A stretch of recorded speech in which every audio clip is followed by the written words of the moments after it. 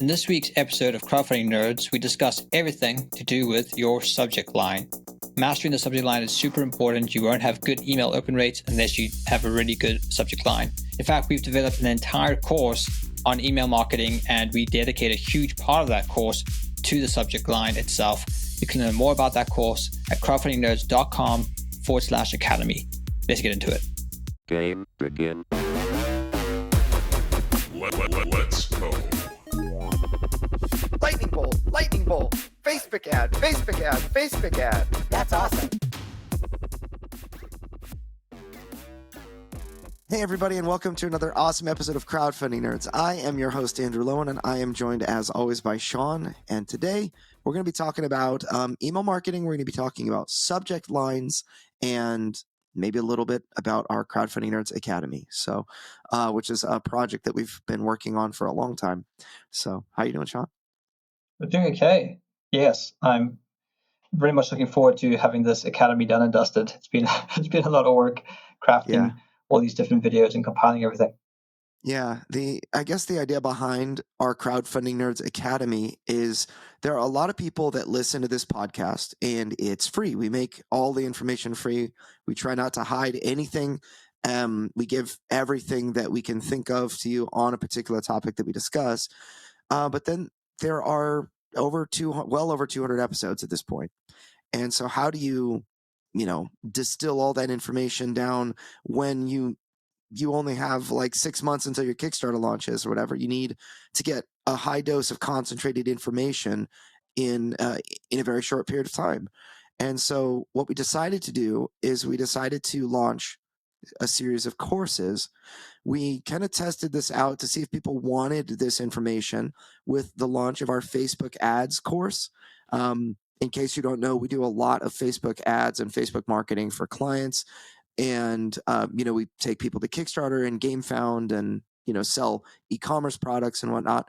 But there are a good number of people that aren't able to afford our services or are very interested in doing it themselves.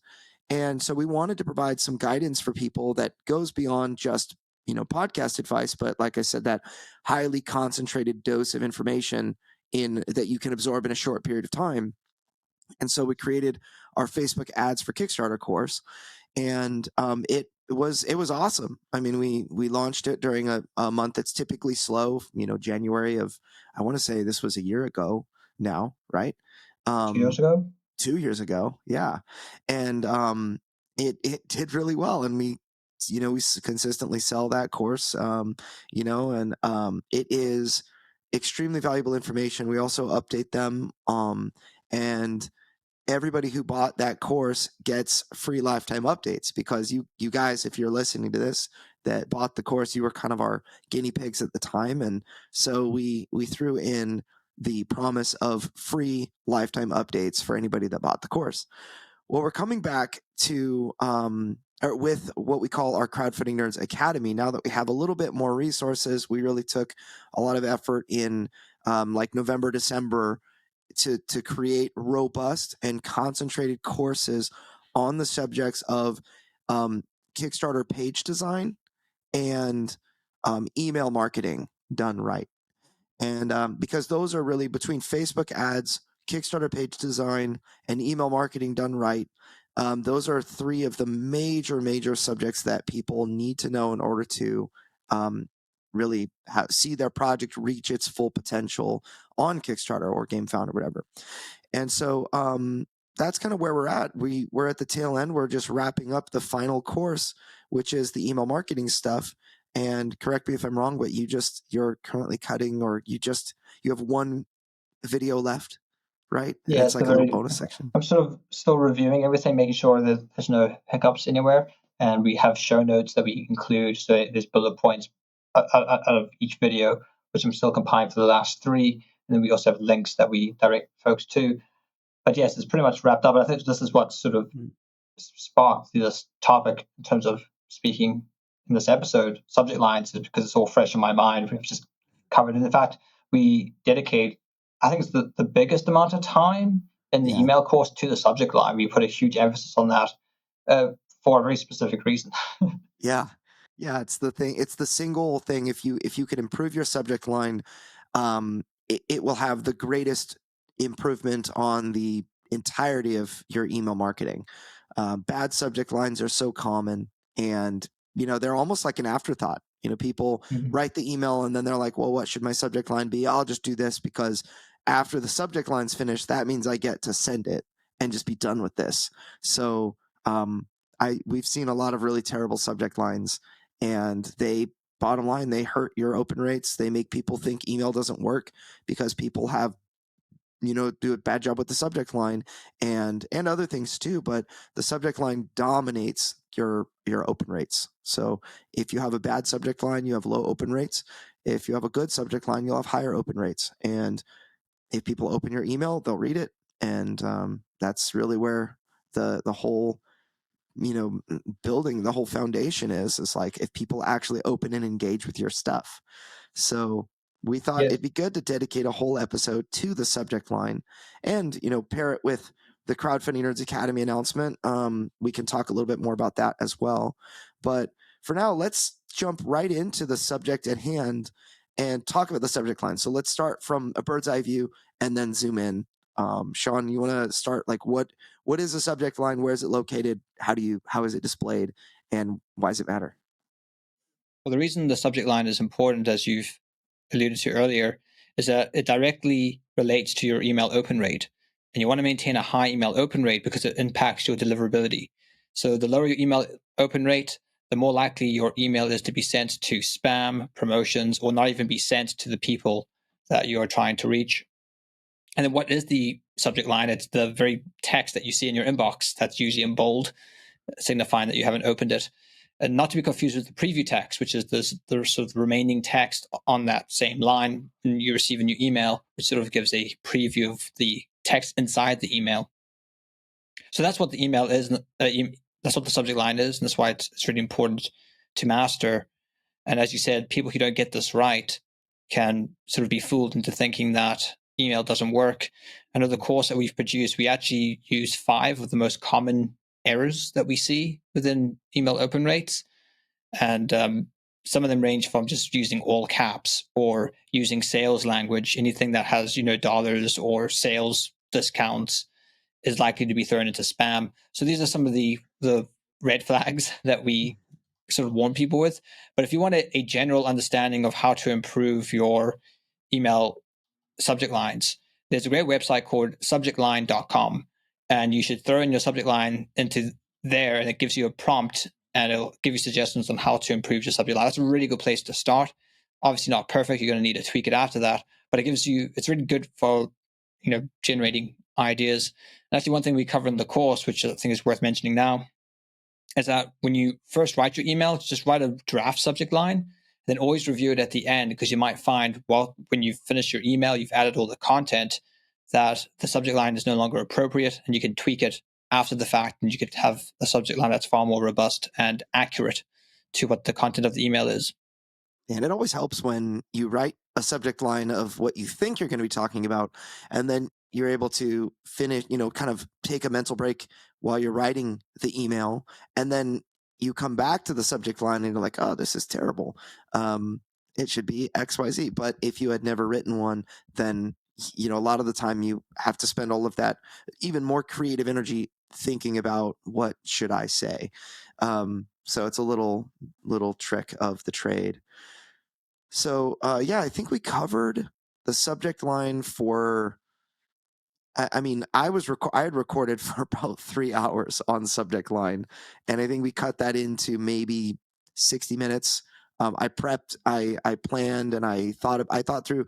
A lot of the information is original information from my head is where it comes from on the subject line. I was tasked with doing the subject line videos. I wrote a list of notes. I kind of went back and forth with the team, our Crowdfunding Nerds team, on what makes a great subject line, because, I mean, 4 of us on the team write emails. So, we were all working together to figure out like what makes a really great subject line and that kind of thing. So this is our brand of email marketing that works in the crowdfunding industry. or really just, board games and other types of games, RPGs and things like that. So tabletop is our specialty, but we market all sorts of other products, and these principles work really well. So it's not just regurgitated information that I learned from somewhere. It's not Chat GPT giving you, what's the best or whatever. Like this course is really meant to help you do better. Like what I want is I want you to legitimately be successful, because what I find, and actually I was just talking with a client yesterday that is not even in the crowdfunding or tabletop niche. They are a financial advisory firm. And they told me, they've worked with us for about a year and, doing their SEO marketing. And they are so happy with the service because, when they have a client walk in, it's like a high net worth client, and it's worth a lot of money when you have one client lead contact you, and they just couldn't get any leads to contact them at all other than the work that their individual advisors personally put in, and like networking and things like that. And then we come along and we do a really great job for them, and now they're asking questions like, well, what else can you do, and how else will we invest? And they start to trust us with investing their money into marketing and whatnot. And I seek to be an advisor for you, the people that are listening. I'm not seeking to sell something so that I can make money. The primary purpose is to help people do a better job in crowdfunding. And the side effect is that we make money, because if we help people do a better job with crowdfunding on their own, then they'll come back and say, well, you guys did a really great job. You gave the right advice. It worked. And so now that I have more money to invest into things, I would rather hire you guys to do this instead of do it myself. And so that's really kind of our business model, where we're not really trying to, sell snake oil or anything like that. We're looking to actually get you results. And so these things, it sounds like it should be that way, of course, but it's most often, half the time you're buying wolf tickets, I don't know if people understand that analogy, but it's, you're never sure if you're buying something that's actually good information or just like some random nobodies wrote 10,000 words on how to write a good subject line. Do I absorb this information and say this guy knows stuff, or do I just write it off and say I don't have time to read that? And so I don't know. So there's three attributes of a subject line that we could probably jump into of what makes one really robust. So three attributes is that your subject line must be specific, it must inform, and it must be interesting. So do you want to jump in on any one of those points? Specific, inform, interesting. Yeah. And there are probably SII. Specific, Yeah. inform, interesting. Yeah, I would say that, so harping in on specific, your subject line should preview and summarize what it is that you're going to open and read. So that if, I used to give, so I was in this public speech class in junior college, and I really enjoyed it, but I thought it was so funny the way that you plan a speech. It comes out in 3 phases. You tell them what you're about to tell them, then you tell them, and then you tell them what you told them. Those 3 phases of a speech.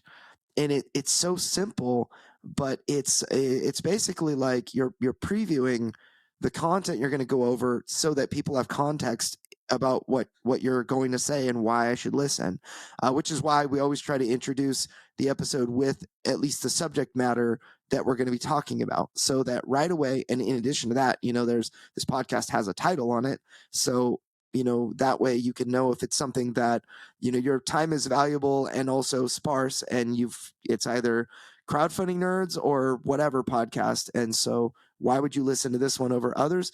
Well, the first thing is because you read the subject line and it was something you wanted to know more about. So people that are listening to this podcast probably saw what the topic was about, and decided I'm going to give this a listen. So the same thing is true with your email marketing, where the subject line will help me understand who you are and help me kind of place your company. So if it's Andrew with Lowen Games or Andrew at Play Deliverance, you know who's sending you the email and you know generally what it's going to be about. But then the subject line gives you some specific element of what I want to talk about, and so that's, I guess that's kind of the first element that is super duper important. So when you say something like, I don't know, some dumb opening like, click inside for a special deal or whatever, that doesn't mean anything to anyone.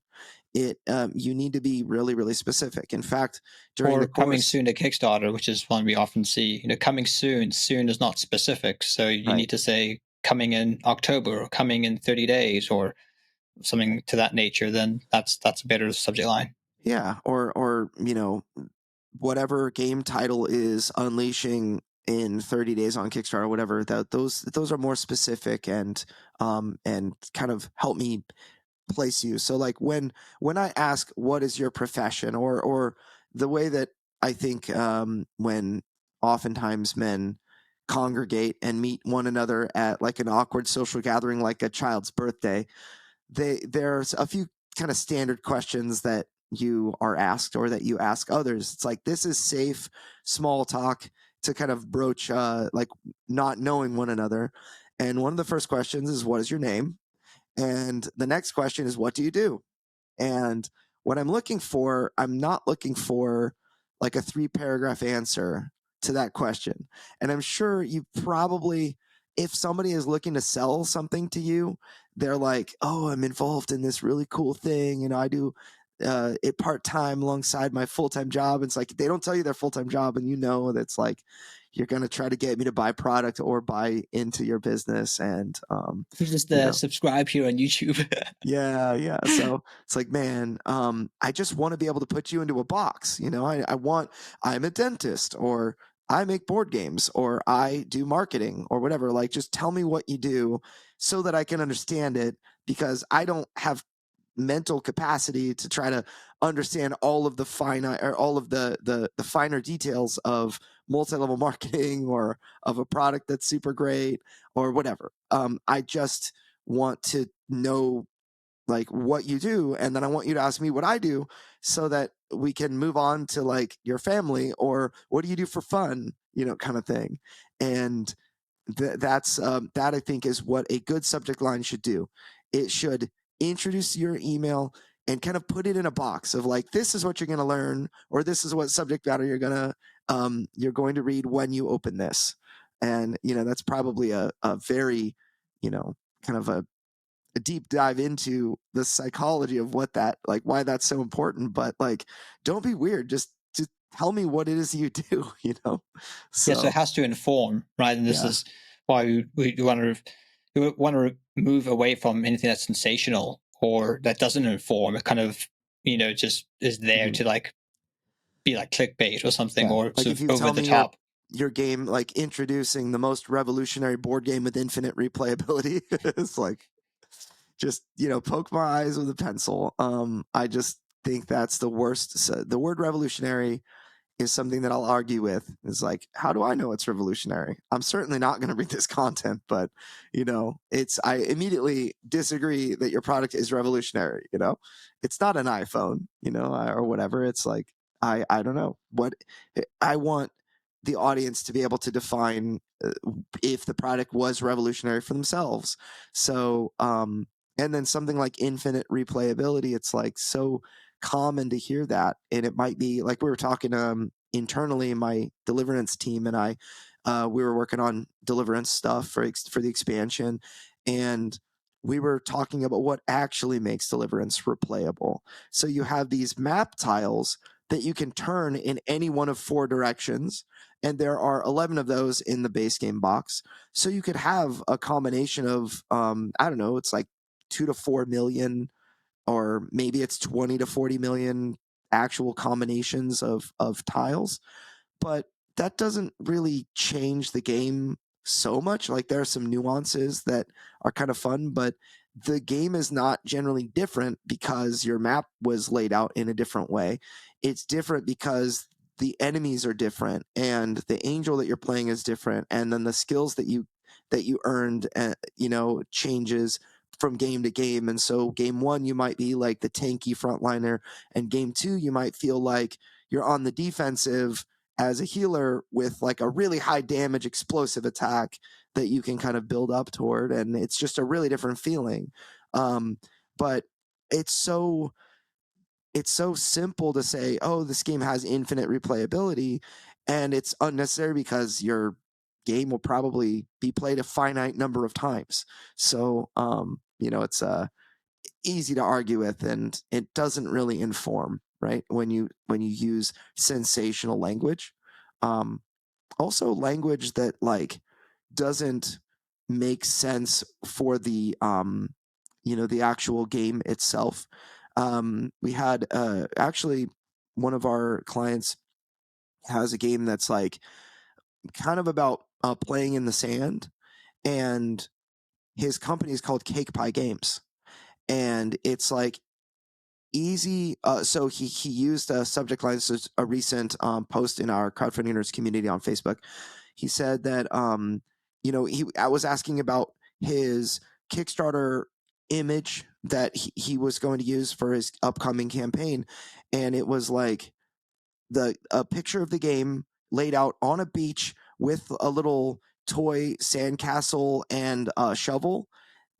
Then over the like superimposed over on top of like the toy castle and shovel, the beach toys, was easy to easy as cake to play, easy to teach, or easy as pie to teach, or something like that. And it makes sense for his company because Cake Pie Games, and it's like a very kind of a an endearing, silly, light-hearted phrase, but it makes actually there's no connection that I had looking at that picture. I didn't remember the company's name, and like they're my client. So a complete stranger, and he didn't give the company's name. He just, shared the picture, but I didn't recall that his company was Cake Pie Games. But I saw the picture, and the picture didn't give me, or the image, the text on the image, like totally threw me off. It's like, I don't understand why any of that is important. And so to be able, like, relevance, I think, is a very important phrase or a very important word for to inform. Like, tell me why this is relevant to my interests, as a part of inform. And then I think entertaining. What do you make of entertaining as that third element? Or was that it? Well, interesting is what. Interesting. Okay. Yeah, which entertaining might be more appropriate because then my acronym would be C instead of psi. But anyway, yeah, I think one way, the way you make your subject line interesting is you lean into your theme of your game. So that's how you bring in the interesting element. So instead of saying something like, are you going to unsubscribe? Because it's someone who isn't opening your emails. You can use some type of thematic, some thematic subject line to bring them back in. So we used Terraforming Mars as an example in the course. So one was, and for those who don't know, Terraforming Mars, you play as a corporation taking over Mars and trying to make it habitable. So in our example, we said something, CEO is about to be fired, or something to that extent, where we made it thematic and fun. So that way it still informs. There's still this kind of like urgency to open the email, but it's interesting because it's not just a, hey, open this or we're going to remove you from the email list. We've kind of played into the theme of that particular game.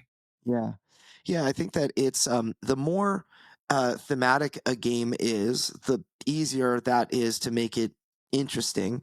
There are other ways to make things interesting rather than entertaining. I think that it's different. Interest rather than entertain.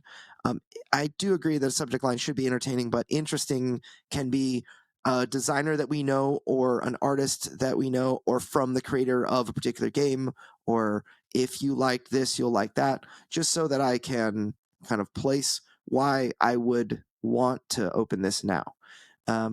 So yeah, we we talk about deliverance a lot on the podcast. So I'm like, let's use something different. And actually, we did. So we have 3 subject line videos, like that. I mean, it's a really robust section on subject lines, and I want to say the subject line is at least a third of the course, maybe more. It's a really significant piece of the course. Yes, because we have an overview, then we have a case study, then we have an actual workshop where we give examples, and it's like, pause the video. How would you improve this? And then we kind of break down how we, in sort of real time, would improve it stage by stage. So we kind of do this iterative process. Yeah, and the fun thing about that particular video was that I did 0 prep work other than what subject lines will I start from, and I think that's probably my single favorite video in the course, because I think that there's some advanced. So certain videos we did a lot of prep work, like the mastering the subject line video. It's a lot of planning and thought that went into that one. But then the subject line workshop, we came up with 5 general examples of very common subject lines, and I just picked a game off my shelf, which was Terraforming Mars. I didn't even know what game it was going to be until right before I decided to right before I recorded. I was like, let's do a space themed game, something that's common enough that people understand enough that they could do, that they might be able to follow along. Deliverance is a pretty edgy and niche theme, so I didn't want to use something so specific. I wanted to use something that could apply to a lot of games. So whether it's fantasy or sci-fi or historical or whatever theme, I wanted you to be able to get work out of it. And so there was some really great information there, really great, just things that kind of dredged up out of my knowledge base that were like, oh yeah, this. And I felt like, even though I'm just talking to the camera, I really felt like I was consulting with a room of students or like a client one-on-one. And so that's my personal favorite video that we recorded. I think that will help a lot of people. But then in addition to that, I did go over tangible a case study of deliverance. I opened up my email list and showed a bunch of emails related to different things like just general emails, like a monthly newsletter type subject lines that are specific to retailers, and Kickstarter launch emails that that we kind of run, like 2 weeks before launch, day before launch day, a couple of emails that are during the actual Kickstarter campaign, a last chance 48-hour reminder email, or that kind of thing. So and I went over like the stats of those things, and I actually showed how many people opened, what how many people were sent, what I did, and so on and so forth, so that you guys can see an actual subject line, and what like some of the things that I did that were mistakes, frankly, and other things that I did that were excellent. And so our email list at the moment is just over 10,000 people, and so I figured opening it up to show people what it is that I'm actively doing on a regular basis will help. And there's nobody else that will get mad that I showed their actual stats and like what's under the hood, other than me, because it's my company. I did that thing, and it really helps a lot that I can not only be in the position of like professional marketing guy that tells you how to write subject lines, but I am also a board game publisher. I'm a creator that has published 2 things so far and has sold things via e-commerce and whatnot for myself, in addition for others. So although we sell a lot more for other people than I do for myself, at the moment, who knows, maybe we'll get a Netflix special and be bigger than Avatar. But I don't know.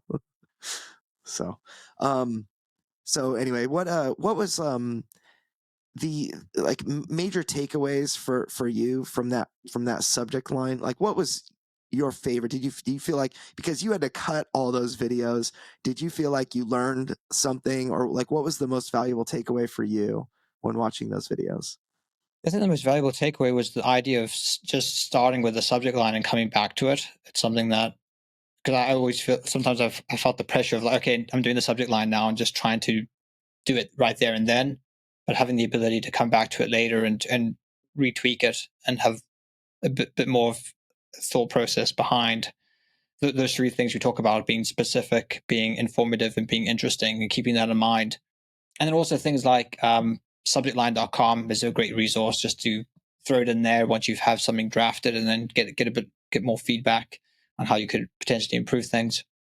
But just to keep that in mind, I think that website uses maybe AI data points, and they're not necessarily going to translate to the real world. So it's just something you want to keep in mind, that you don't try and SEO it to destruction. There's a balance here between optimizing for machines and optimizing for people. So you just want to make sure you do it appropriately. Yeah, I think the website uses ChatGPT as sort of an AI to improve your subject line. One thing that I love about the site is they give you different options to make it more action oriented, more fantastic, more informative, and that kind of thing. So they not more, but what I mean, instead of the word more, I mean they kind of morph it into something that is meant to be informative versus something that is meant to be entertaining, something that is meant to be shocking. And so you can get some really great feedback there.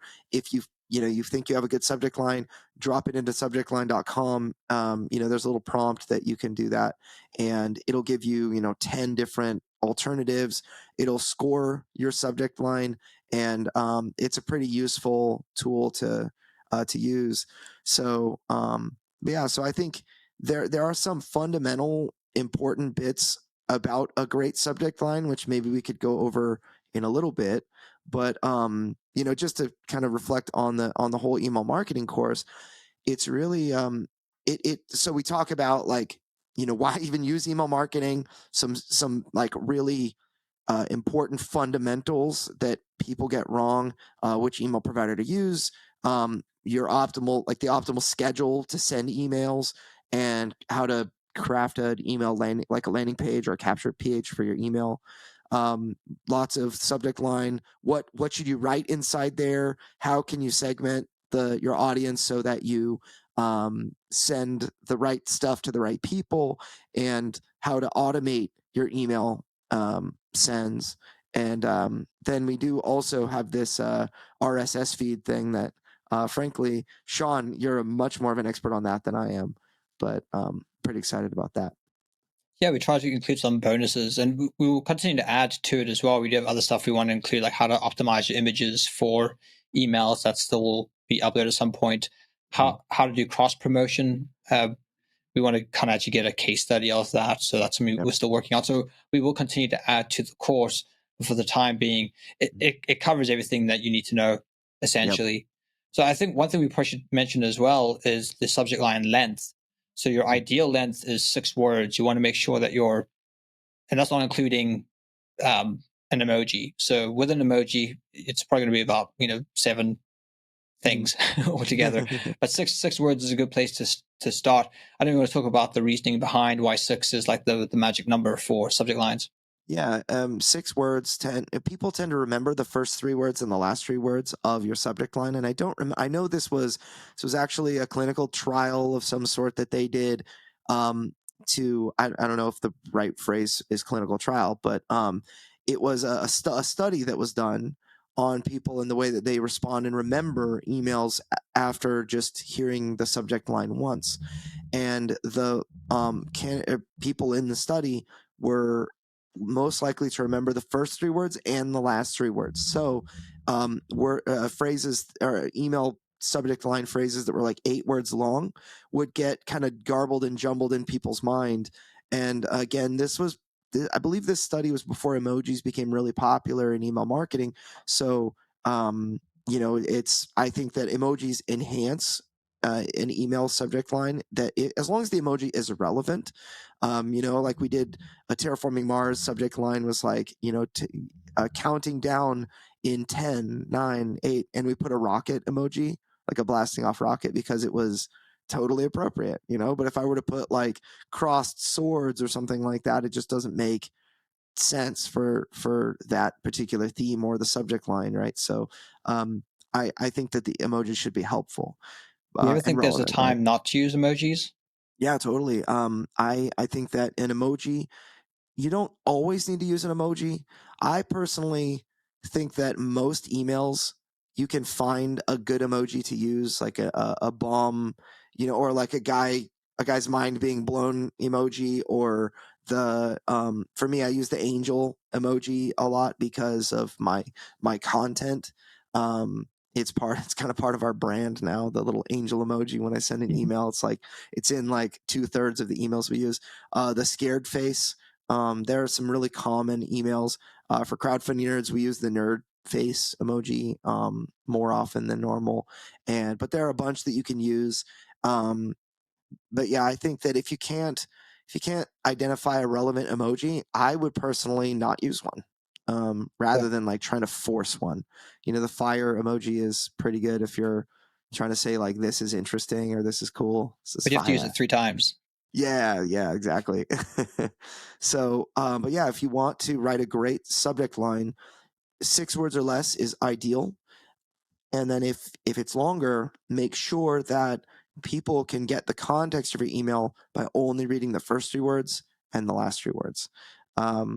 So it's you know like for example, I just pull an email that I sent.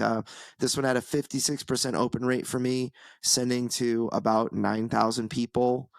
Deliverance Scenario Pack 5 and New Year News. This is one I sent out in January. So it's very, very recent. And if you look at the first 3 words, Deliverance Scenario Pack, and the last 3 words, New Year News. So you get the basic idea. You missed the number 5, and the and sign, the ampersand. So Deliverance Scenario Pack, New Year News is how that would kind of be. It would register in someone's brain that way. But reading Deliverance Scenario Pack 5 and New Year News is totally appropriate, even though a number counts as a word in this context, and the ampersand sign, the and, it also counts as a word, even though it's a symbol. It's not punctuation. I do always recommend to use punctuation, by the way. So other emails that I've used are actually shorter than that. One was Frozen Angels and Raging Firestorms. And then I had like 3 emojis after that were like a frost, an angel, like a little snowflake, then an angel emoji, and then a fire emoji. And because that was super appropriate, and we had 47% open rate for that one. And so it's not, it doesn't need to be 6 words. It could be 4 words or 5 words and be great. It could be 1 word and be great. If the shorter the better. And in my opinion, each word has to justify its existence there. Mm-hmm. So if you're not sure, like, if I don't know, you want to use a particular phrase, but you feel like you have to get up to 6 words, don't feel like that. So There's one reason why we have this bonus section on RSS, because one of the huge thrusts of the entire course is to really convince people of why email is so robust and why people should use it. And our argument is that it's one of the most effective ways of directly communicating with your audience. If you have a YouTube channel, you have loads of subscribers, well, you're really at the mercy of Google, who controls that algorithm and syndicates your content to your own audience. mm-hmm. If you have Facebook, you're really dependent on Meta and their algorithm and being able to syndicate your information to your audience, and so on and so forth. You can insert any social media site or kind of third party in there. But the reason I wanted to cover RSS is because email, even though it's the most robust, it also has a weakness, and that is the fact that so many people use Gmail. I think it's 70% of all emails in the world are under Google's domain. So it means that if Google puts you on a blacklist or, changes their algorithm, they can essentially change your ability to access your emails to be delivered to your audiences. Whilst RSS, it circumnavigates anything like this. It's kind of the inverse of email. So instead of people subscribing to you, it's like you subscribe to them. So it's like they just insert your link into an RSS feed catcher, and then any email you send out or any blog post you create gets syndicated to them directly.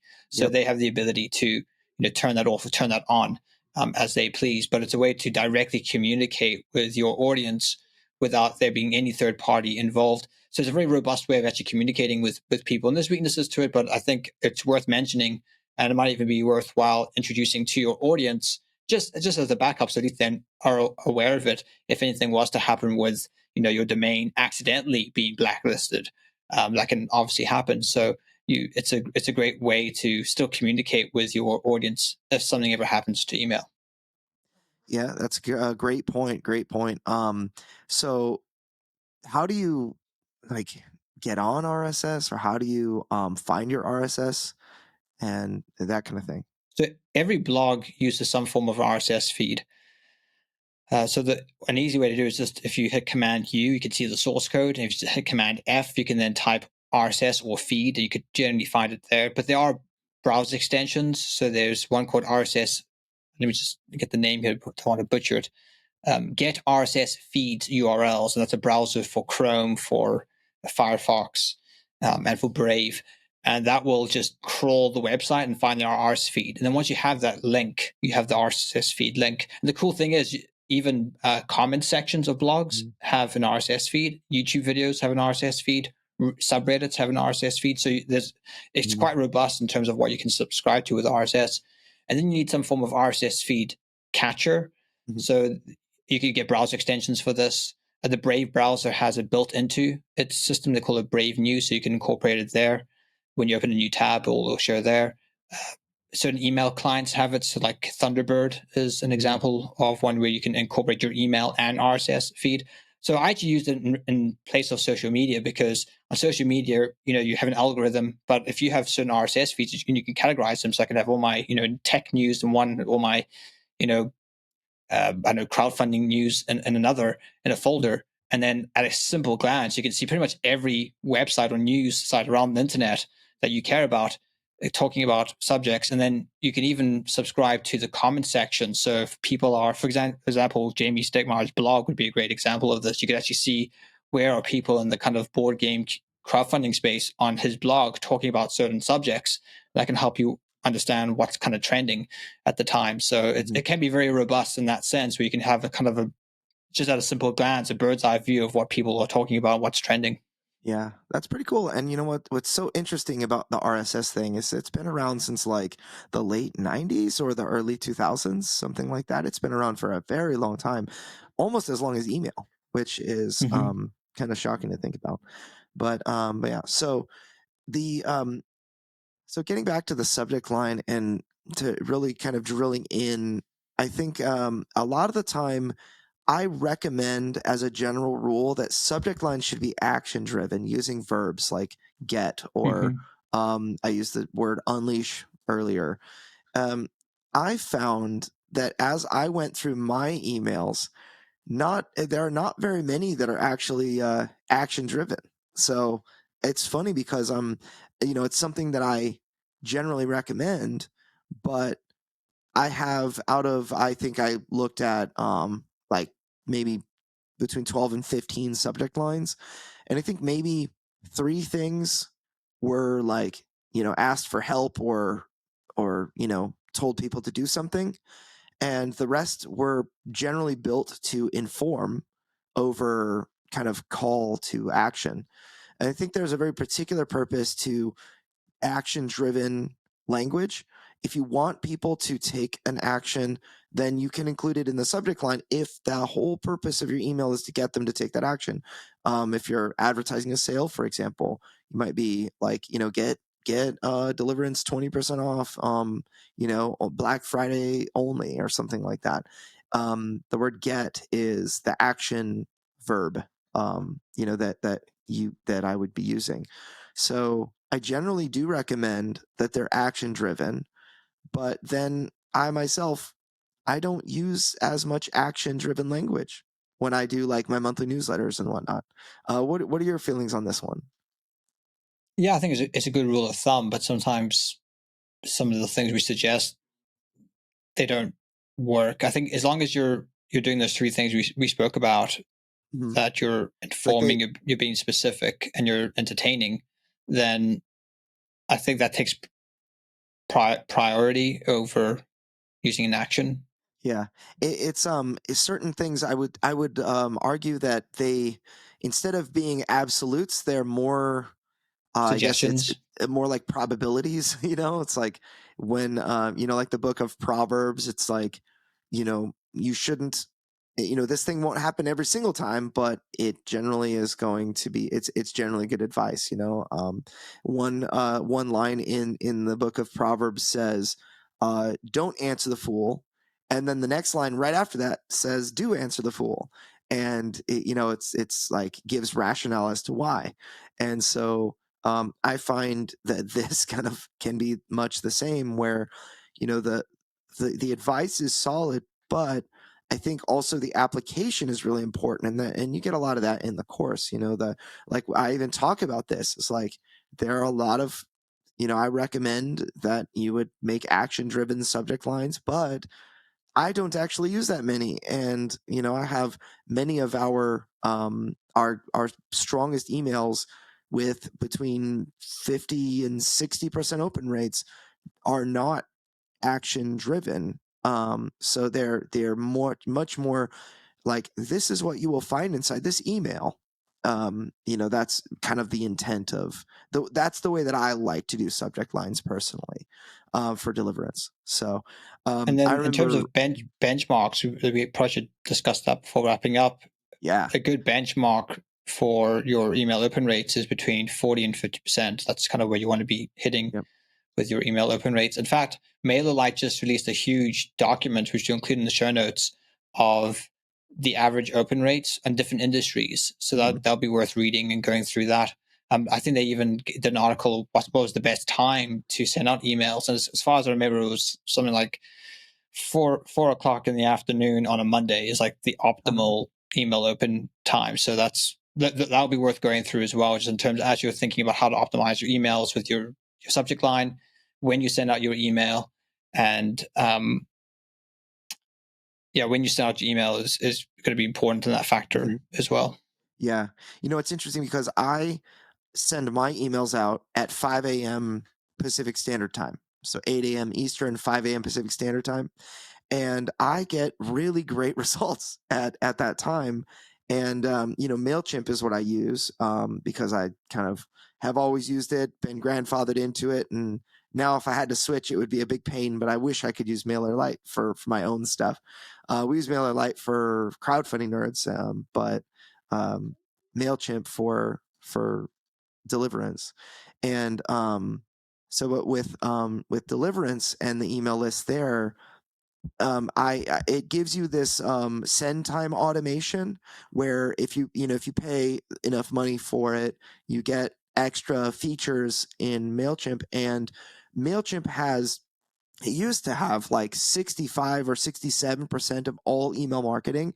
It used to be massive, and then they sold out to Intuit, and there are other competitors. Because MailChimp has become more expensive, people are looking for other options, which is why nowadays we recommend MailerLite. So did the send time automation with my audience, and it constantly recommends, depending on the day that I'm sending, between 11 a.m. to like 9 p.m. And I'm like, I usually send out at 5 a.m. It's kind of weird if, the email marketing system is telling me that all the recipients gathered on my email list, based upon all the other MailChimp originating emails that they open most of the time at 9 p.m. Like across, it's just a huge automation that is done over a massive data set of like, how do the emails on your list react to the other emails that they're sent. I actually have found, I was kind of uncomfortable at first, but I'm very comfortable ignoring that information now and going with what I made my audience used to. So when I send out at 5 a.m. Pacific Standard Time on a Wednesday, they open it over the course of that day. And my people generally open my emails in the morning. And I think I've trained them to do that. So even though you might see the average or the best time or whatever is at some other time, I think that you can train your people to open at whatever time you would like to send. I know that so we used a bunch of different email lists for our Council of the Fallen campaign, Kickstarter campaign. We leveraged, I want to say, the Babylon Bee.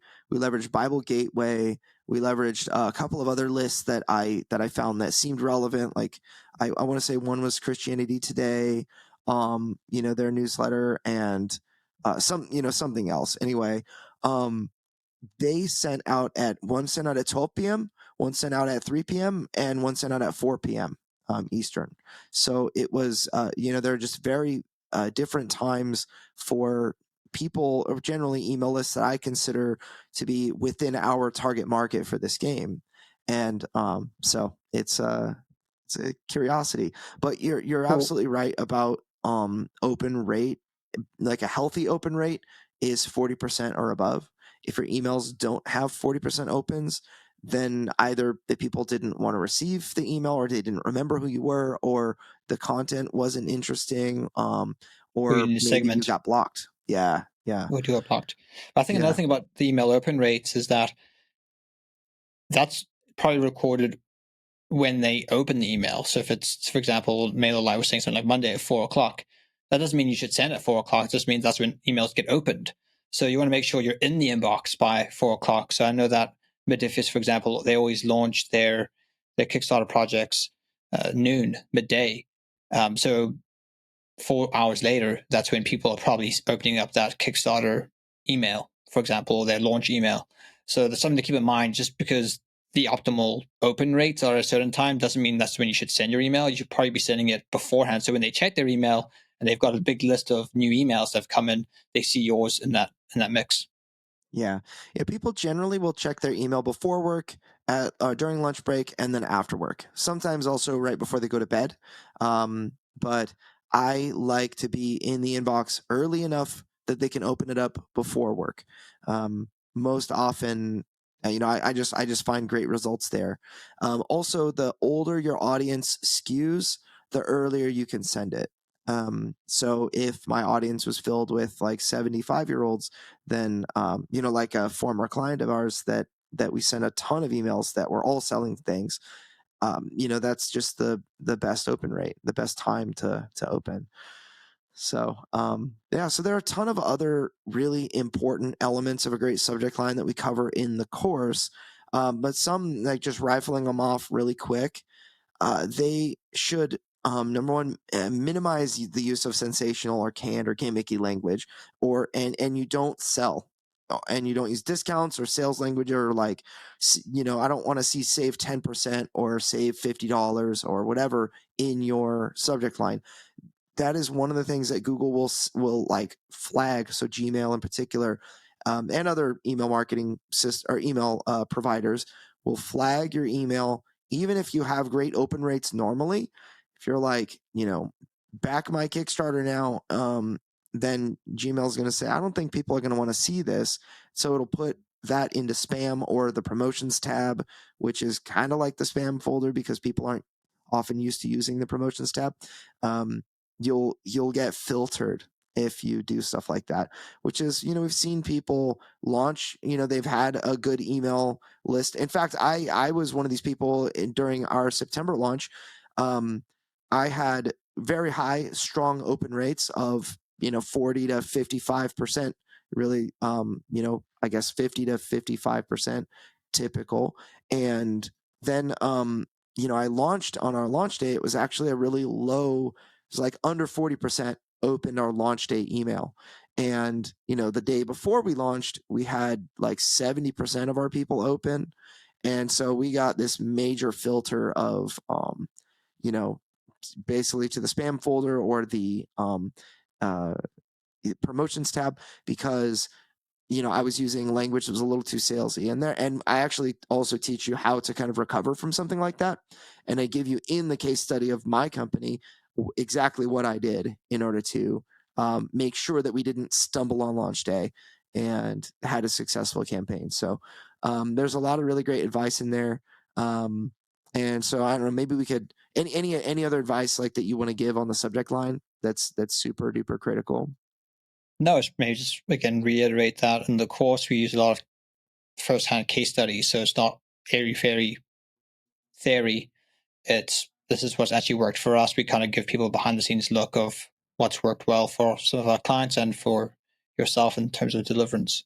So yeah, really happy with how it's coming along so far. And as I say, we will continue to add to it. We have plans to have more bonus content, but we really want to give people a special discount price for those who jump in early. Yeah, that's probably a good thing to talk about. So each course so our Facebook ads course, when we ran this during only the 1 month that we launched it, this was 2 years ago. We sold it at so it was a $599 course, and we would sell it at 65% off of that during only that 1 month. And just to launch it, we ended up making tons of people bought in at the time. And it was and now it was like $210 is what you could buy the course for, and now it's $600. It really is $600. Like we're not discounting it or anything. It's great information, but we're going back to that sale price again, a little bit of a different system. So each of our 3 courses, Facebook ads, email marketing, and Kickstarter page design, those 3 courses are how to design a great Kickstarter page. Those 3 courses are $600 each, $599 a piece. But when you bundle them, I think we're giving $100 or $200 off one course, and then $300 off of I guess it's $600 off 2 courses, so you get 2 for the price of 1, and then I think it's like only $100 extra if you want all 3 courses. So we're still kind of finalizing pricing as of now, but it's either going to be I think it's $599 or $699 for all 3 courses. Or it's an $1,800 value that will actually cost $1,800 after our after like the launch window that we're launching, probably around March at this point. If you guys want to join the waiting list for this, you can go right now to crowdfundingnerds.com/academy. So it's Crowdfunding Nerds Academy, crowdfundingnerds.com/academy, and jump on the waiting list, because when we go live, and we'll have more details, as we get solid on our launch timing. But we want to make sure that the course is finished, that it's polished, and everything like that before we would start a countdown timer for the course launch. But look forward to that in either early March or between early and late March is when we're going to launch those courses. Yeah, and if you have any specific questions, just reach out to us in our Facebook Crowdfunding Nerds community. We'll get back to you there. Yeah. Oh, and we're also going to extend the lifetime ownership of these courses. So normally, with courses, you get the course and then no updates or anything like that. And if you want any updates, you have to reorder or buy the course again, or purchase the extra piece. That's not the case with our courses. We are going to be giving free.